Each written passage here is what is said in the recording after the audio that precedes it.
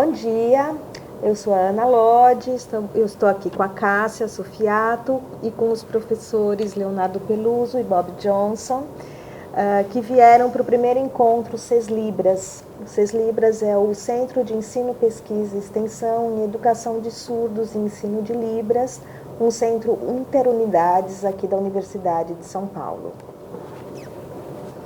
Então, vamos começar a nossa conversa.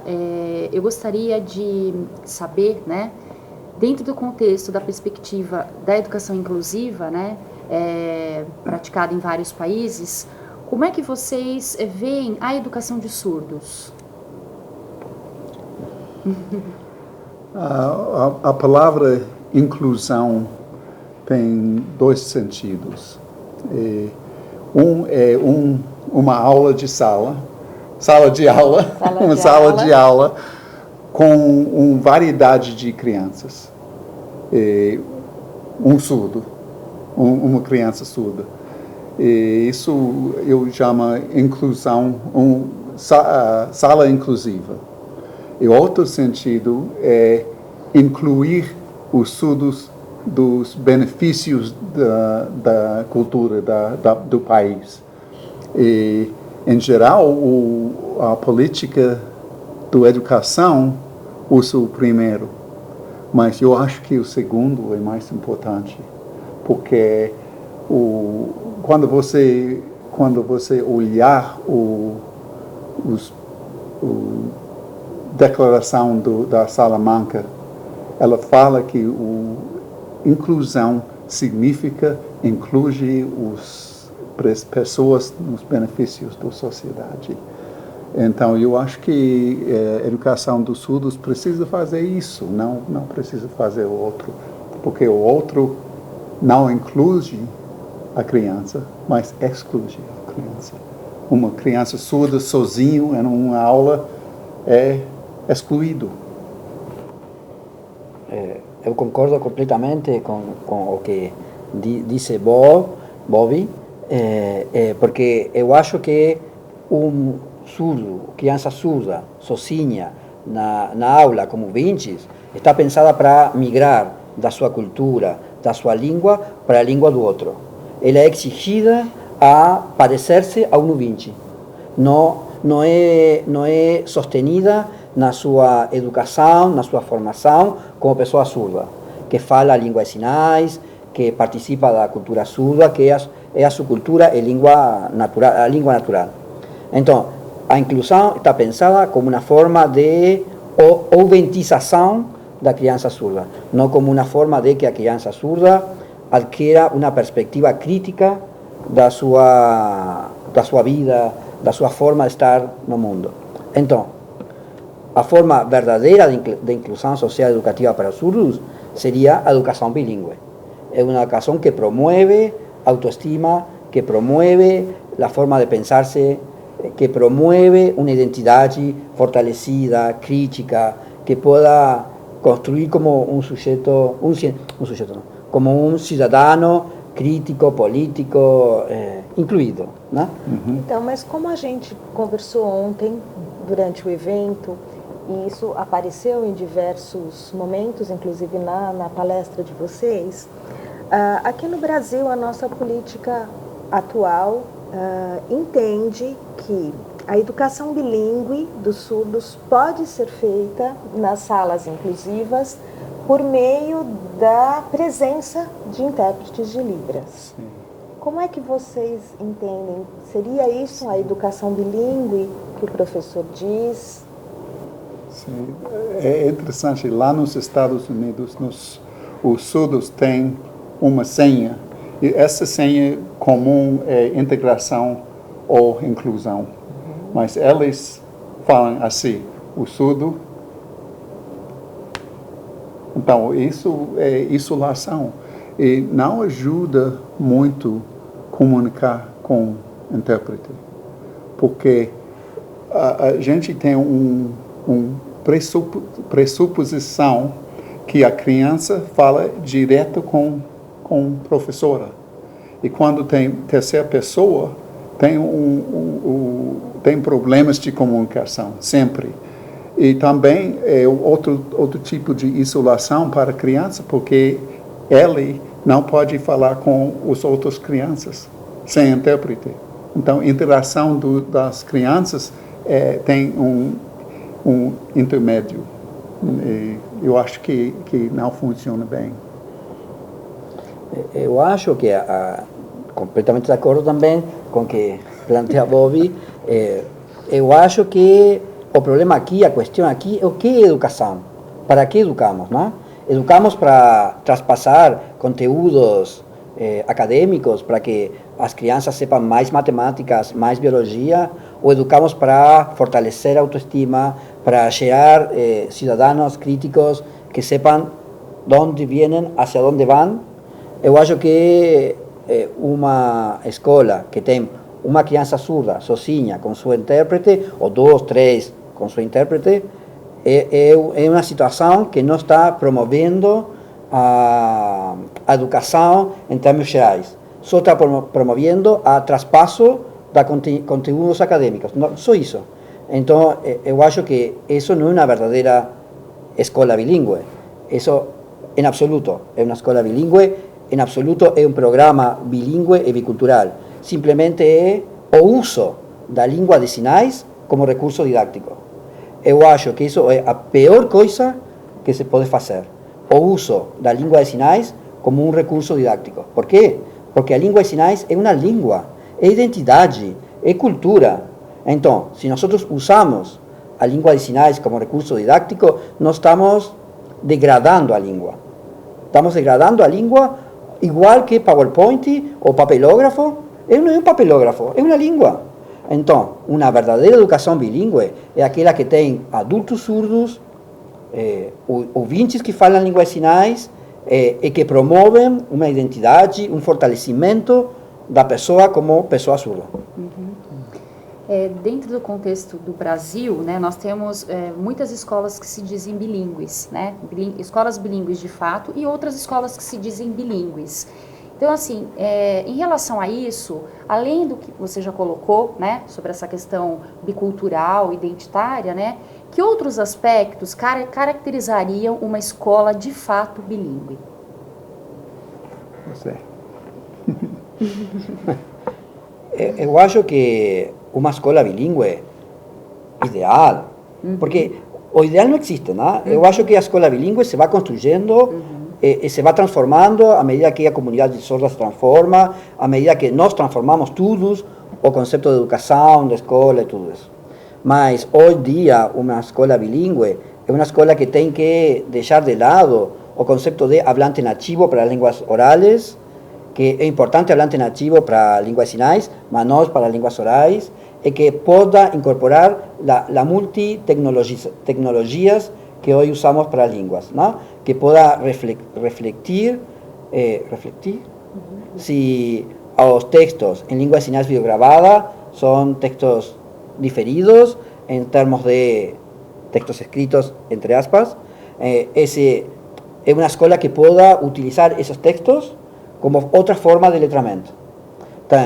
Textos en lengua de señas videograbada que tienen historia dos surdos, demografía dos surdos, y también que puedan reflexionar acerca de la videograbación como textualidad diferida y puedan reflexionar si están videograbando bien, si esa escena está bien dita, si no está bien dita, si tienen que regravar porque no quedó bien escrito, y todo eso. Desculpa interrompê-lo. Então, assim, na sua opinião, essa questão da língua de sinais, adquirindo esse status de língua, ela se torna, então, uma língua que merece uma reflexão sobre ela, assim como se faz em português. E isso só seria possível, então, nesta relação professor-alunos usando a mesma língua, no caso aqui do Brasil, a Libras.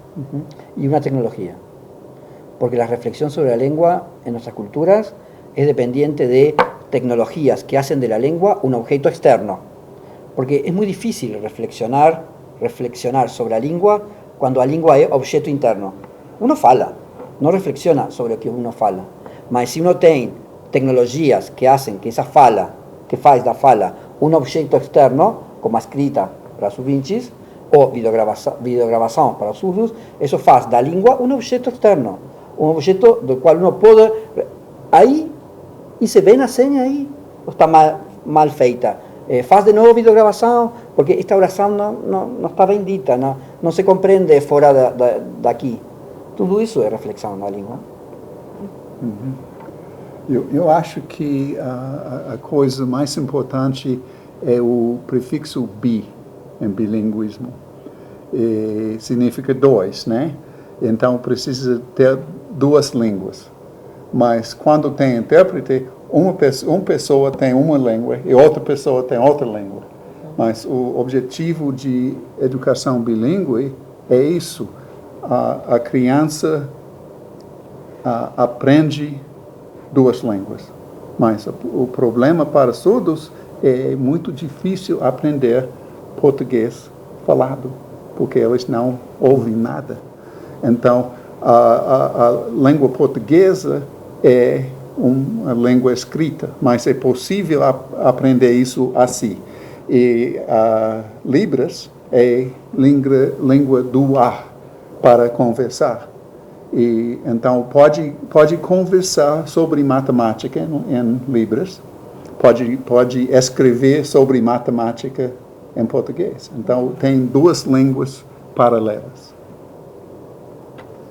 Dentro dessa perspectiva, né, do uso de tecnologias na escola bilíngue, né, eu gostaria de saber o que é que vocês pensam em relação à questão da formação do professor, né, porque isso envolve um outro tratamento para essa questão da textualidade, né. Então, em relação à formação desse professor, o que é que vocês imaginam, né, que esse professor, tendo em vista esses novos desafios, né, que a própria educação bilíngue ela coloca, como é que esse professor teria que se posicionar, melhor se preparar, melhor se formar mesmo para dar conta dessas novas demandas, né? Dessas demandas contemporâneas da educação de surdos? Sim. Eu acho que, primeiro, esta professora precisa usar Libras muito bem. Não é possível fazer um curso de Libras e entrar na aula. Precisa falar a língua bem, porque isso, para falar sobre matemática, precisa uma habilidade da língua. Não é fácil, primeiro. Também, esta professora precisa saber como ensinar português entre escrever. Porque, em geral, todas as metodologias usam voz. Então, preciso uma metodologia visual para os surdos. Sim. Então, precisam saber muito bem a língua de sinais, precisam saber muito bem português ou espanhol, precisam saber muito bem metodologias de enseñanza de língua como língua segunda, precisam também conhecer as diferentes tecnologias que hoje em dia se aplicam na língua de sinais, como as videogravações, e também, eu acho, precisam trabalhar muito forte suas próprias concepções do que é o surdo.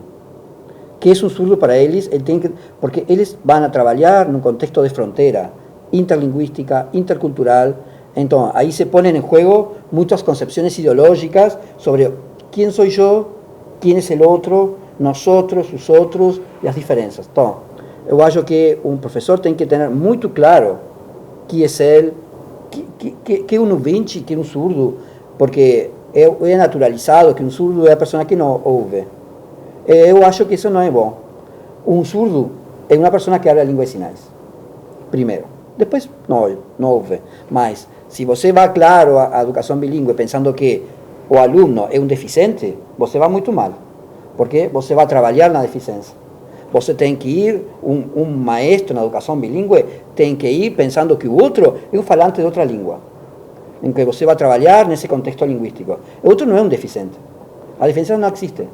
O outro é um hablante de outra língua. Então, eu acho muito perigoso quando os maestros vão à educação bilíngue continuando pensando que o sordo é um deficiente. Sim.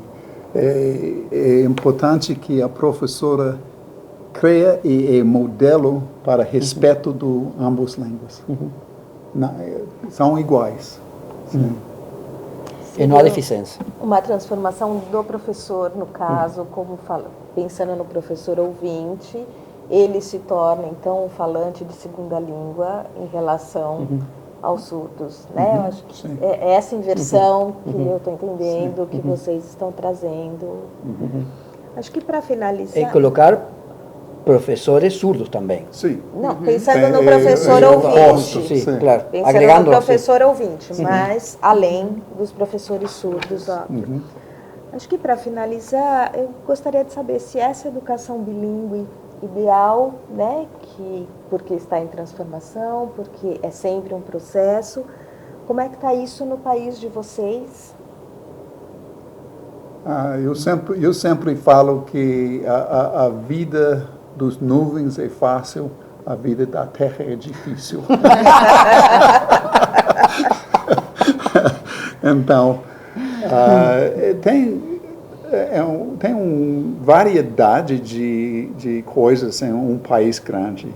Tem educação oral, tem educação total, comunicação total, tem educação bilíngue, tem uma variedade de coisas. Mas quando tem educação bilíngue, funciona. Quando tem os outros, não funciona bem. A dificuldade é ensinar isso para os políticos que fazem políticas. Os pais das crianças sabem isso, os professores sabem isso, mas os políticos não sabem.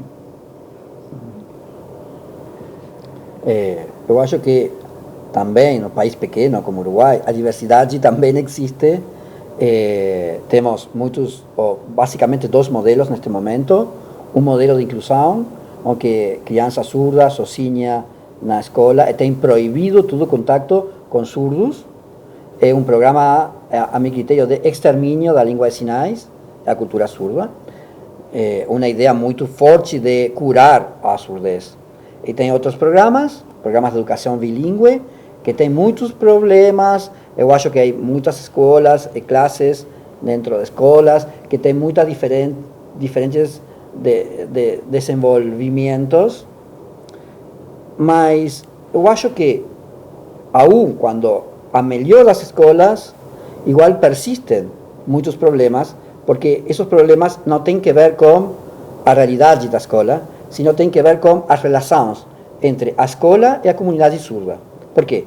Porque a escola precisa, para desenvolver uma verdadeira educação bilíngue e bicultural, a comunidade precisa que a escola precisa que a comunidade surda desenvolva a textualidade surda, desenvolva literatura surda em videogravações, desenvolva história dos surdos, tudo isso, mas isso não pode desenvolver a escola. Isso tem que esperar a que a comunidade desenvolva isso. Então, há uma relação dialética entre comunidade e escola, e que muitos dos problemas não surgem da escola, sino que tem que ver com essa relação. Então, nós estamos esperando agora a que a comunidade, que está crescendo, fortalecendo-se, pensando criticamente sobre a si mesma, genere toda essa textualidade, que vai ser um insumo muito importante para a escola e novas gerações dos surdos que possam se incorporar com esta nova literatura, letramento surdo.